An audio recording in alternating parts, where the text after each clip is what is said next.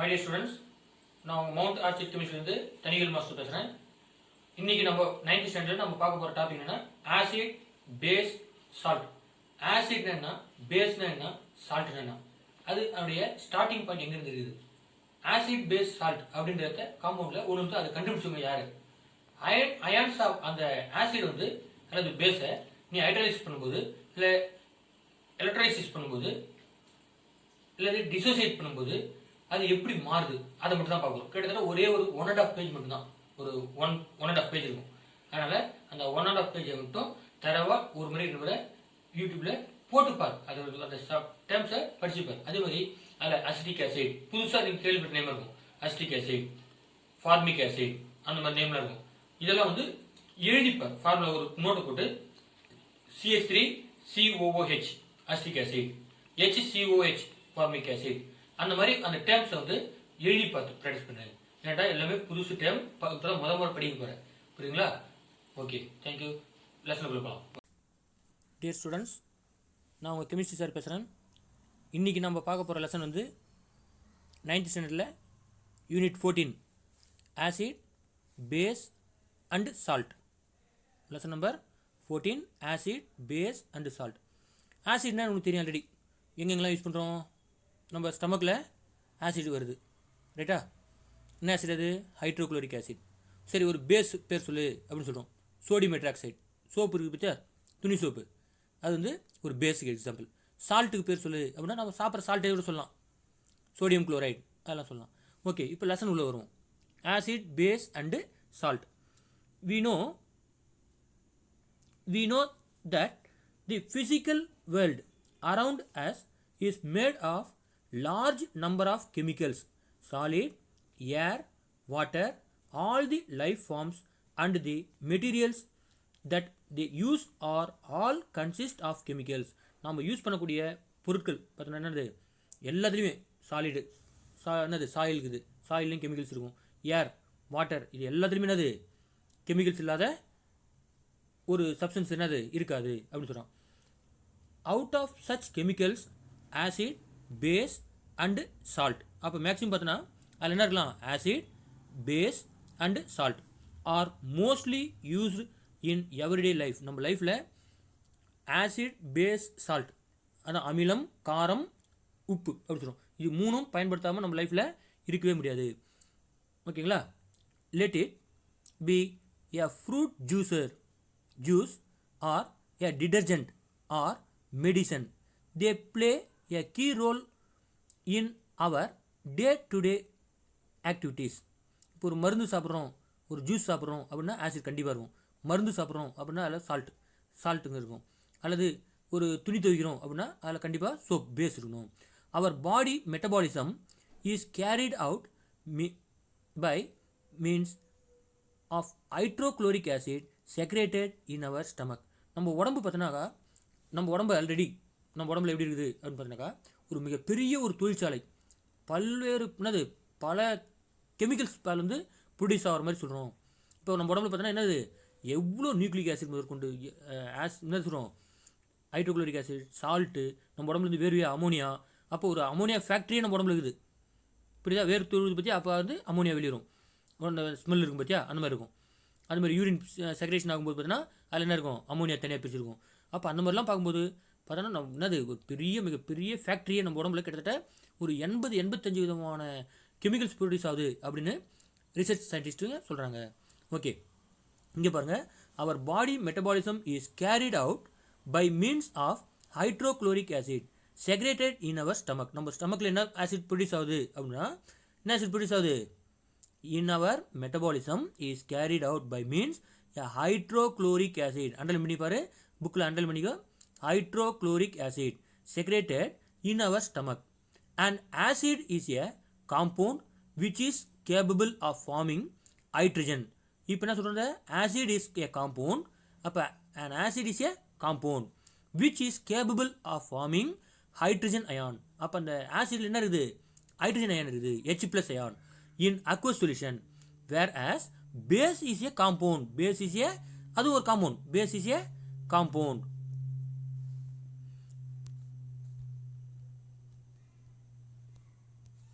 Okay, Base is a compound. Base is a compound that forms hydroxyl ion. அப்போ acid சொன்னா அது என்ன இருக்குது? H plus ion இருக்குது. ஆசிட் சொன்னா என்ன இருக்குது? அதுல H plus ion இருக்குது. பேஸ்னு சொன்னாக்கா அதுல OH minus ion இருக்கும். OH minus ion in solution. When an acid and base react with each other, a neutral product is formed, which is called salt. அப்போ ஒரு ஆசிடும் ஒரு பேஸும் கம்பைன்ட் ஆகி என்னத்தை ப்ரொடியூஸ் பண்ணுது அப்படின்னா சால்ட்டை ப்ரொடியூஸ் பண்ணுது. Neutral product salt is formed, which is called salt. In this lesson, let us discuss about them in detail. இப்போ இந்த லெசனில் ஆசிட்னா என்ன பார்க்க போகிறோம். இப்போ இது வரைக்கும் என்ன பார்த்தோம்?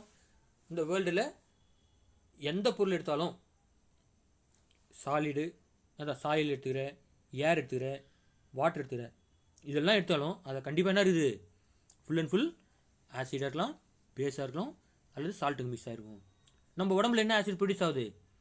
ஹைட்ரோக்ளோரிக் ஆசிட் ப்ரொடியூஸ் ஆகுது அப்படின்னு சொல்லுவோம். ஓகே, அதே மாதிரி ஒரு ஆசிடை நீ ஆசிடில் என்ன இருக்குது அப்படின்னா H ப்ளஸ் அயான் இருக்குதுன்னு சொல்கிறோம். பேஸில் என்ன இருக்குது அப்படின்னா OH மைனஸ் அயான். அப்போ ஆசிட்னு சொன்னால் H ப்ளஸ் அயான் இருக்கும், பேஸ்ன்னு சொன்னாக்கா OH மைனஸ் அயான் இருக்கணும். அது அண்டர்ஸ்டாண்ட் நாட்? இது அவ்வளோ தான் இதில் மேக்ஸிமம். அடுத்து பாருங்கள், ஆசிட்ஸ் அமிலம்னா என்ன சொல்கிறோம்? அமிலங்கள்னு சொல்லும்போது லுக் அட் தி பிக்சர். இந்த படத்தை பாரு, லுக் அட் தி பிக்சர். இந்த படம் தெரியுதா? கர்டு, ஃப்ரூட் ஜூஸு, அடுத்து அது லெமன் கட் பண்ணி வச்சுக்கிறாங்க. லெமன் ஆரஞ்சு, அது ஆரஞ்சு கட் பண்ணி வச்சுக்கிறாங்க. வினிகர், நம்ம வீட்டில் இந்த எலுமிச்சை மரத்துலாம் ஊற்றுவாங்க பார்த்தியா, அது ஃப்ரூட் ஜூஸ். ஓகே, இந்த படத்தை பார்த்தீங்களா? இப்போ பாருங்கள், look at the picture of some of the materials used in our daily life given below. All these edible items taste similar, that is sour. What causes them the taste sour? இப்போ இந்த பழங்கள் இதெல்லாம் பார்க்கும்போது ஒரு மாதிரி புளிப்பு சுவையாக இருக்குது. ஏன் அந்த எங்கே அந்த புளிப்பு சுவை வருது அப்படின்னா, a certain type of chemical compound present in them gives sour taste. ஒரு சில கெமிக்கல்ஸ் வந்து என்ன பண்ணுது? ஒரு மாதிரி புளிப்பு சுவையை தருது. These are called acid. அப்போ எந்த பொருளாம் புளிப்பு சுவை தருதோ அதெல்லாம் என்ன இருக்கலாம்? கண்டிப்பாக அதில் ஆசிடாக இருக்கலாம். இப்போ எலுமிச்சை மரம் இருக்குது, எலுமிச்சை மரத்தை கட் பண்ணி கொஞ்சமாக ஒரே ஒரு ட்ராப் வாயில் வச்சு பாரு, புளிப்பு சுவையாக இருக்கும். அப்போ கண்டிப்பாக அந்த பழம் என்ன இருக்கும்? அந்த பழத்தில் என்ன இருக்குது? ஆசிட் இருக்குது. The word acid is derived from the Latin name acidus. இந்த ஆசிட் அப்படின்ற வேர்டு எங்கேருந்து வருது அப்படின்னா அசிடஸ் அப்படின்ற லத்தீன் மொழியிலேருந்து எடுத்துன்னு வரும். ஓகேங்களா? அடுத்து பார்த்தீங்கன்னா,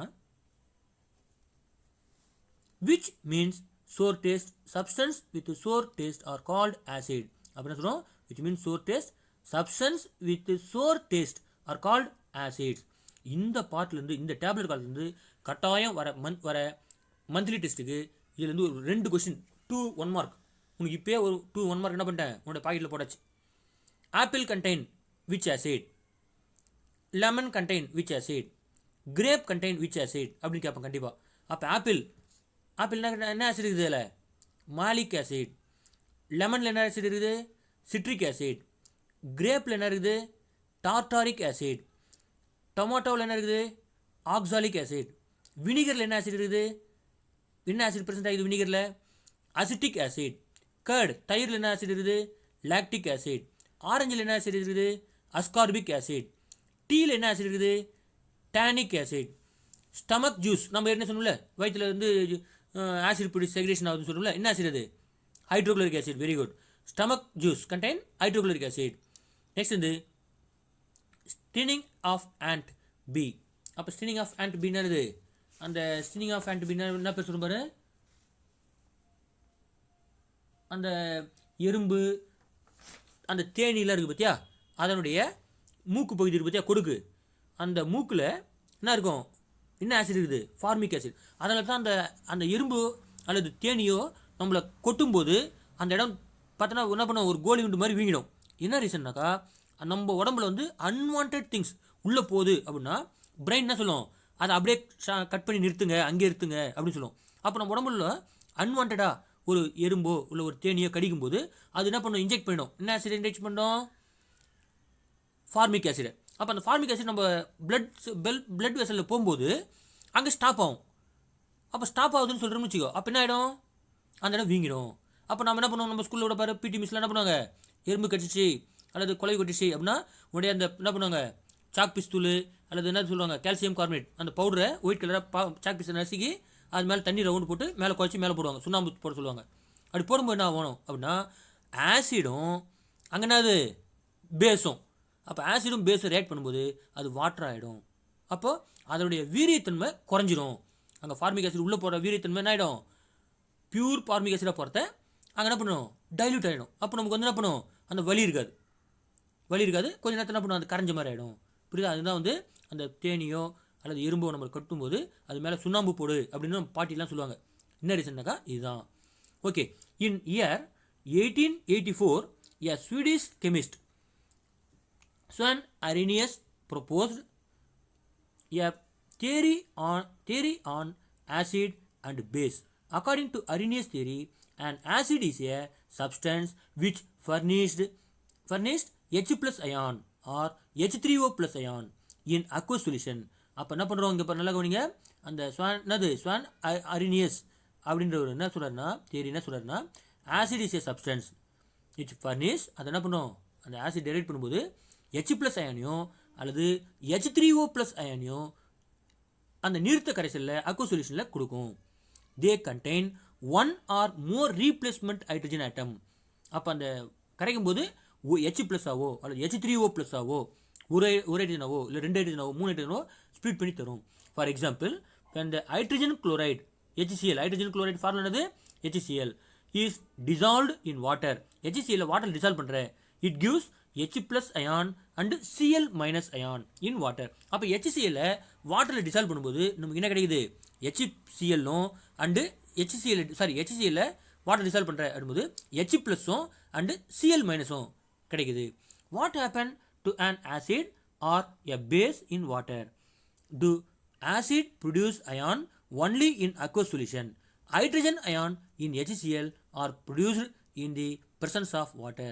The separation of H plus ion from HCl molecule cannot occur in the absence of water. அப்போ HCl என்ன பண்ணுது, இப்போ HCl இருக்குது, அப்போ வெறும் HCl வந்து H ப்ளஸும் Cl சைடும் மைனஸ் மாறாது. ஆனால் அதே HCl ஆசிடை ஒரு வாட்டரில் போடும்போது H3O ப்ளஸ்னும் Cl மைனஸ்னும் மாறும். நெக்ஸ்ட் பார்த்தீங்கன்னாக்கா hydrogen ion cannot exist alone. Hydrogen என்ன பண்ணுது, H ப்ளஸ் அந்த H ப்ளஸ் Hன்னு மட்டும் தனிப்பட்ட முறையில் இருக்காது. Hydrogen ion cannot exist alone but they exist in combined state. எப்படி இருக்கும், H ப்ளஸ்னு இருக்காது, HCl அப்படி இருக்கும். கான்செப்ட் புரியுதுங்களா உங்களுக்கு? ஓகே, அப்போ hydrogen ion cannot exist alone but they exist in combined state with water molecule. They thus hydrogen ion must always be H plus or hydronium ion. அப்போ hydrogen என்ன பண்ணும், water molecular போடும்போது H ப்ளஸ்னாவோ அல்லது H3O plus அப்படின்ற மாதிரி மாறும். All acid essentially contain 1 or more hydrogen but all hydrogen containing substance are not acid. அப்போது ஆசிட்னு சொன்னால் என்ன பண்ணுறோம், அதில் H ப்ளஸ் இருக்கணும், H இருக்கணும், ஹைட்ரஜன் இருக்கணும்னு சொல்கிறோம். ஆனால் ஹைட்ரஜன் இருக்கிற எல்லா சப்ஸ்டன்ஸுமே என்ன ஆகுது, ஆசிட் கிடையாது. ஃபார் எக்ஸாம்பிள் என்ன சொல்கிறான் பாரு, மீத்தேன் ஃபார் என்னது CH4. உடனே நம்மளுக்கு கேட்பான், சார் CH4ல் CH4ல் என்ன இருக்குது, H இருக்குது சார், அதனால் மீத்தேன் வந்து ஆசிட் சார் அப்படின்னு சொல்லுவான். அப்போது அது ஆசிட் கிடையாது. அதேமாதிரி அமோனியா பாரு, NH3. அப்போ NH3 என்னது அமோனியா, அப்போ அந்த NH3ல் H3 இருக்குது சார், அதனால் அது வாட்டர், அது வந்து ஆசிட் சார் அப்படின்னு சொல்கிறாரு. கான்செப்ட் புரியுதா? All acid essentially contain 1 or more hydrogen but the hydrogen containing substance are not acid. கரெக்டாக என்ன பண்ணும், ஹைட்ரஜன் இந்த சப்ஸ்டன்ஸ் எல்லாம் ஆசிட்னு சொல்கிறோம். ஆனால் எல்லா சப்ஸ்டன்ஸுமே என்னது, ஹைட்ரஜன் இருக்கிற எல்லா சப்ஸ்டன்ஸுமே ஆசிட் கிடையாது. எக்ஸாம்பிள் என்ன சொல்கிறோம், மீத்தேன் அடுத்து அமோனியா இதெல்லாம் பார்த்தீங்கன்னா ஆசிட் கிடையாது அப்படின்னு சொல்லுவோம். புரியுது? ஆனால் அந்த ஃபார்முலா என்னது, CH3 CH4 NH3 அப்படிலாம் இருக்கும். Okay, also contain hydrogen but they to not produce H plus ions in aqueous solution. அப்போ மீத்தேனை தூக்கி தண்ணில் போட்டு கரைக்கும் போது H plus ions ப்ரொடியூஸ் பண்ணுமா அப்படின்னு பார்த்தா ப்ரொடியூஸ் பண்ணாது. ஸோ மீத்தேன் என்ன கிடையாது, ஒரு ஆசிட் கிடையாதுன்னு சொல்கிறோம். இப்போ கான்செப்ட் புரியுதா? நெக்ஸ்ட் பார்த்தீங்கன்னாக்கா ஆசிட் அந்த டேப்லெட் கலத்தை நல்லா பாருங்கள். Acid molecular formula, ions formed, number of replaceable hydrogen. Acetic acid இதெல்லாம் நீ ஏற்கனவே படிச்சு பாருங்க, இப்போ தான் தெரியுது, இதெல்லாம் எழுதி பார்க்கணும். அசிட்டிக் ஆசிடோட ஃபார்முலா என்னது, CH3 HCOOH. கான்செப்ட் புரியுதுங்களா? ஃபார்மிக் ஆசிட் ஃபார்முலா என்னது? HCOOH. இன்றைக்கி நம்ம +2 பசங்களை கூப்பிட்டு கேட்டால் கூட டக்குன்னு ஆன்சர் சொல்கிறேன். அப்புறம் உங்கள் வீட்டு பக்கத்து வீட்டில் +1 +2 பசங்க இருப்பாங்க, புரியுதா? அவன்கிட்ட ஆனால் அசிட்டிக் ஆசிட் ஃபார்முலா சொல்லுங்கள் அப்படின்னு கேளு. அவன் சொல்லிட்டேன்னா அவனுக்கு ஒரு சாக்லேட் கொடு, சொல்லலைன்னா தலையிலே ஒரு கொட்டு போடு. ஓகேவா? சரி, ஓகே. இப்போ பாரு, கரெக்டாக சொல்லுவோம் பாரு. அசிட்டிக் ஆசிட் ஃபார்முலா நீ சொல்ல போகலாம். அசிட்டிக் ஆசிட் ஃபார்முலா என்னது? CH3COOH. ஃபார்மிக் ஆசிட் ஃபார்முலா என்னது? HCOOH. நைட்ரிக் ஆசிட் ஃபார்முலா என்னது? HNO3. சல்பியூரிக் ஆசிட் ஃபார்முலா என்னது? H2SO4. Next phosphoric acid formula என்னது? H3PO4. ஓகே. இப்போ இதுலேருந்து என்ன அயன்ஸ் ப்ரொடியூஸ் ஆகுது? அசிட்டிக் ஆசிட் என்ன அயன் ப்ரொடியூஸ் ஆகும்? H+ அயனாகவும் CH3COO- பிரியும். ஃபார்மிக் ஆசிட் டிசால்வ் பண்ணுறேன், ஹைட்ராலிசிஸ் பண்ணுறேன் அப்படின்னா எப்படி ஸ்ப்ளிட் ஆகும்? H+னும் HCOO- ஸ்ப்ளிட் ஆகும். நைட்ரிக் ஆசிட் ஸ்ப்ளிட் பண்ணுறேன், H+னும் NO3- ஸ்ப்ளிட் ஆகும். H2SO4 ஸ்ப்ளிட் பண்ணுறேன், 2H+னும் SO4 அந்த இந்த பக்கத்தில் பிரிவு பற்றி ரெண்டாவது பக்கத்தில் SO4 அந்த மேலே போகிற 2 தான் இந்த ஹைட்ரஜன் எத்தனை ஹைட்ரஜன் பிரிவுன்னு காமிக்கிறோம். அடுத்து பார்த்தோன்னா H3PO4. அப்போ H+னும் 3H+னும் PO4 3. அப்போ அந்த முன்னாடி 3 போகிற பற்றியா, H+ முன்னாடி 3 போகிற பற்றி அது எங்கேருந்து வருது அப்படின்னாக்கா இந்த குவாமிட்டியில் சொல்கிறோம். H3PO4 எப்படி டிசோசியேஷன் ஆகுது அப்படின்னா 3H+ போயிடுது. அப்போ எத்தனை H+ போதோ அங்கே மேலே 3- போட்டணும். PO4 3-. அப்போ இங்கே நம்பர் ஆஃப் ரீப்ளேசபிள் ஹைட்ரஜன் எத்தனை பாரு? அசிட்டிக் ஆசிடில் 1, ரைட்டா? H+னு வருது. அடுத்து ஃபார்மிக் ஆசிட் பாரு, H+1. நைட்ரிக் ஆசிட் பாரு, H+1. சல்பியூரிக் ஆசிட் பாரு 2. ஏன்னு கேட்டால் SO4 2- போகிறோம். அப்போ 2 ஹைட்ரஜன் வெளியே போயிடணும், அதனால 2- போகிறோம். அப்போ சல்பியூரிக் ஆசிடில் number of replaceable hydrogen is dash அப்படின்னு கேட்பேன், 2. Next phosphorus phosphoric acid H3PO4. H3PO4 3- மேலே போட்டுருவோம். அப்போ எத்தனை ஹைட்ரஜன் ரீப்ளேஸ் ஆகிருக்கும்? 3 ஹைட்ரஜன் ரீப்ளேஸ் ஆகிருக்கும். ஓகே, இப்போ கான்செப்ட் புரியுதுங்களா உங்களுக்கு? நெக்ஸ்ட் கிளாசிஃபிகேஷன் ஆஃப் ஆசிட் வந்து நாளைக்கு பார்க்கலாம்.